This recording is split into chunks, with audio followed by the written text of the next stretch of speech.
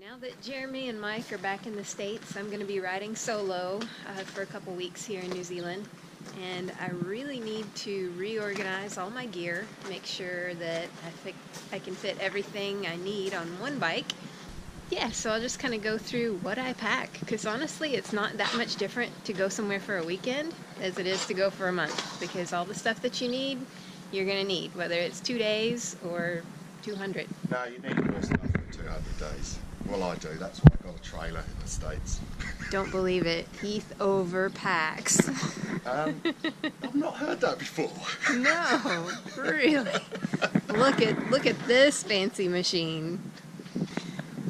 Yeah, he might have a bit of a problem with his sticker collection and all the stuff that he brings with him. They're Go Faster stickers. I need to go on a good adventure with Kelly, so I can show her why I carry this stuff, and she can tell me and show me why she doesn't carry stuff. And I think that'd be quite entertaining. But I agree, I do carry too much, without a doubt. Okay, One of the silly things that I actually do is before and after every major trip, I will inventory in and out all my stuff. And anything that I did not use for the entire trip doesn't go back on the bike next time.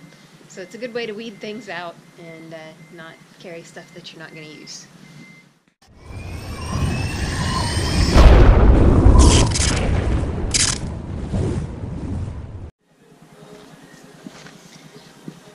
Alright, so now we've come to my dry bag. This is made by a company called Redverse. I have a tent made by them, which is wonderful. I didn't bring it on this trip because it's a little big and a little bit heavy for me. But here's what I keep in here. More clothes, actually, shirts and t-shirts and things like that. Put it in a compression sack so it doesn't take up too much space. I've got a fleece blanket here, which gets really handy on hot nights, actually, if you want to lay on top of your sleeping bag and then just have a small blanket. This works well. In this bag I keep underwear, easy to get to. A couple of pairs of jeans. Right now I'm wearing riding jeans from a company called Ugly Brothers. This isn't the standard knee protection that came with it. I have long legs, so the knees didn't hit me in just the right spot. So I went to a company called Dainese, and they make these flexible ones, which are fantastic, and they happen to fit just perfectly in my Ugly Brother jeans. So they fit right down in this little pocket, and keeps my knees nice and safe. This is a Thermarest sleeping pad. I'm sure you've probably seen these before, but they are a lifesaver if you're sleeping on gravel or something really hard surface.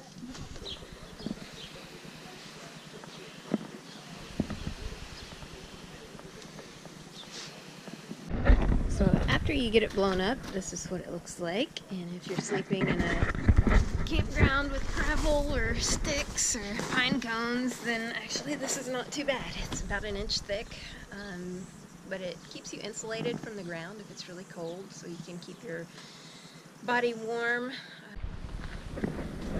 Alright, so I'd say hands down my most important piece of camping equipment is definitely a sheep. I like this nice gray one here. The white ones, to me, tend to look a bit yellow, especially against a white bike, but the black is too hot. Brown's okay. But if you've never tried a sheep, it's really, really critical on camping trips. Every little ounce of comfort that you can get between your rear end and that seat is important, especially if you ride long distances, 8, 10, sometimes 30 hours at a time. Sheep's really important. Keeps you up off the ground, warm, insulated, and they're just comfortable. So they don't take up any space. You can sit on it. They're great to have. But it's funny, people never really realize how important it is until you have one. Where I work, we have a little saying. We say, you don't know what you don't know until you know it. So if you've never tried a sheep seat cover, you might want to.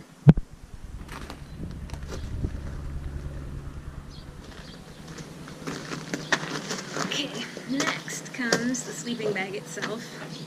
This one I've got in a nice little compression sack. Keeps it all squished and from taking up too much space. use a lot of the same equipment that backpackers might use, just because it's compact and lightweight. The motorcycle I ride is already at least 4 times as heavy as I am, and by the time I get it all packed up, the bike and everything is like 5 times heavier than me. So weight does matter. But here's my bag.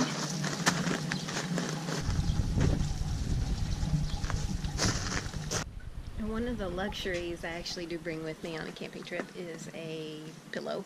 This is a travel size pillow. I'm not as hardcore as Mike. He just throws some clothes in like a bag and vice grips and sleeps on that.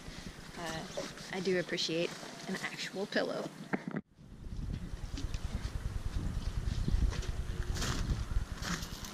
Also in my dry bag, right now I've got my tent. It's a small tent, but you can fit 3 people in it, as you've seen on this trip so far. I'm not going to open it up right this minute because I think you've probably seen our 60 seconds or less tent setup by now, but this is a really good one, made by a company called Alps Mountaineering. Fantastic tent.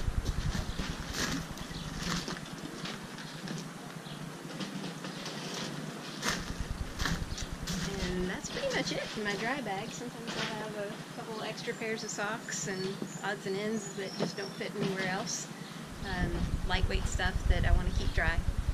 That goes in here. If I need extra space, need to haul a lot of food or actually have ice in the cooler or something like that, I can always take the tent out of here and rearrange a few things, put the rest of my clothes in this bag, and then just add the tent on outside. It doesn't really hurt it too much. If it gets wet, it'll dry.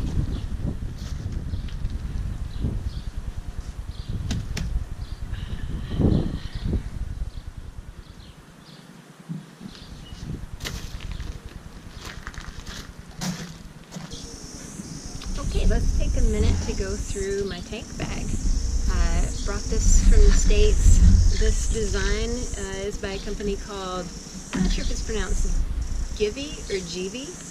I think it's Italian, I don't know. But this kind has a ring mount system, which I really like because you can just pull this little lever and it pops right off your tank and you click it back on. I've never had any problems.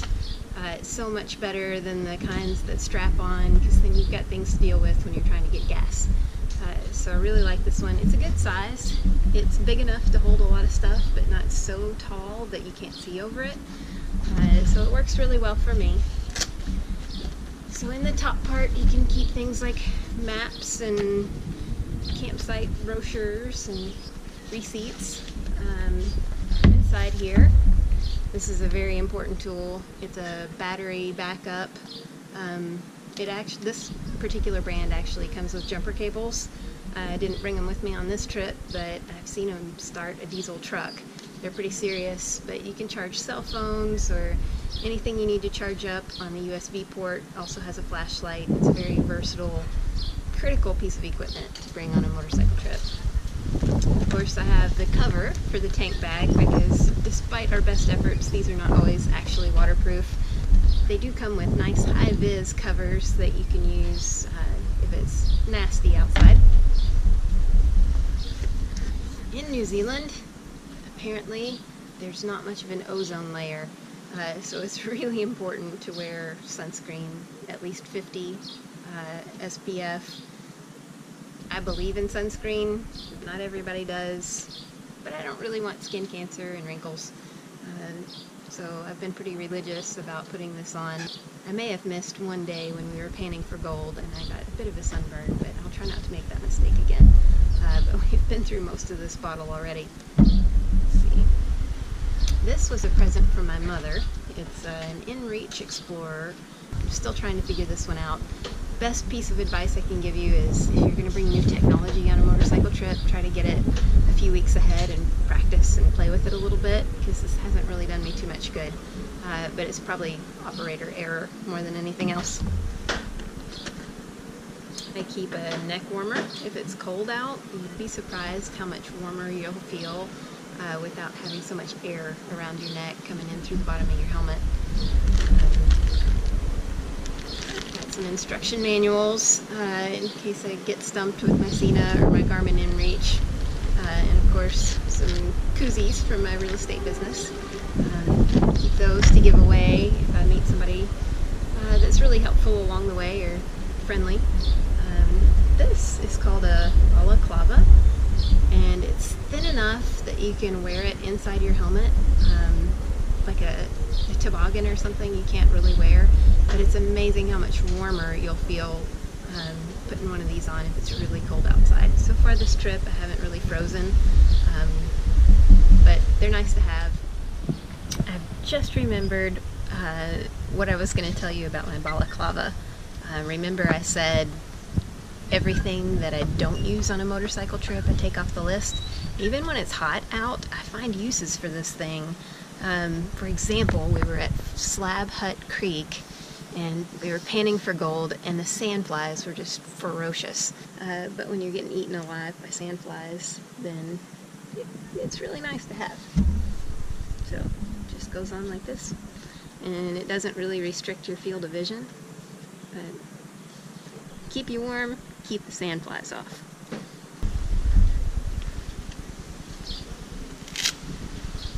Of course, gloves. You can't ride motorcycles without good gloves.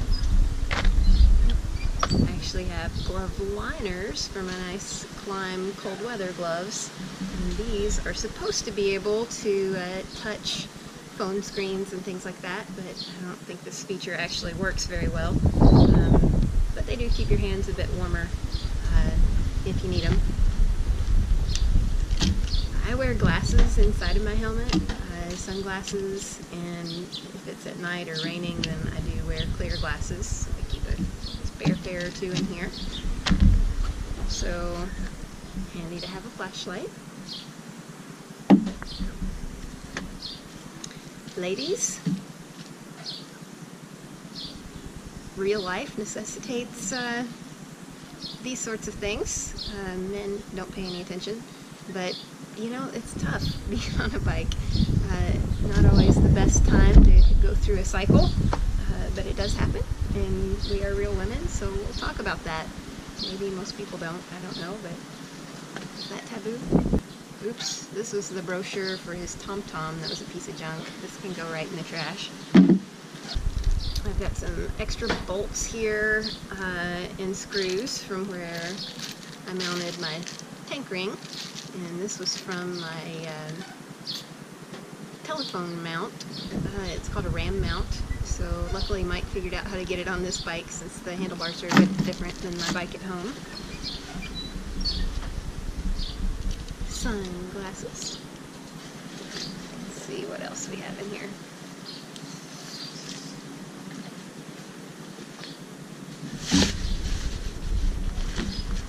Got information from the bike shop that sold me this bike I'm riding right now, so all my insurance stuff, keep it in there, inside like the dry bag area of the tank bag.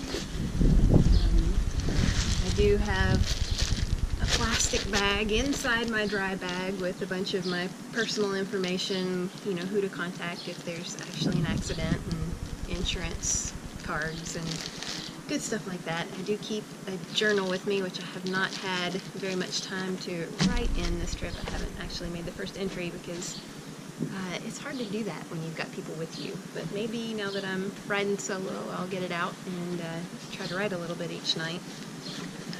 This is the case for one of my universal outlet plugs, but I've actually got that inside the house charging, so I won't show it to you at this moment.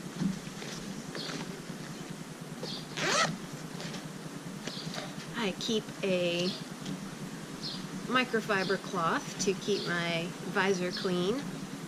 That's actually a really important thing to have with you. This is probably a little bigger than what you actually need. Might cut that down in the future. And then I've got some Z-Clear anti-fog spray, which is pretty good at getting bugs off and keeps your helmet from fogging up. And I do keep just the stray plastic bag. You know, you run into things every now and then that you don't want to get wet. Let's see, what else do I have? I've got a couple things like this. They just plug into a cigarette lighter, and you can put USB in there. The cigarette lighter function on my bike didn't work, so I'll probably take that home with me.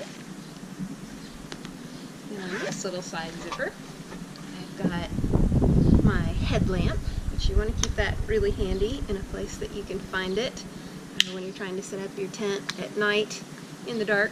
This is critical equipment.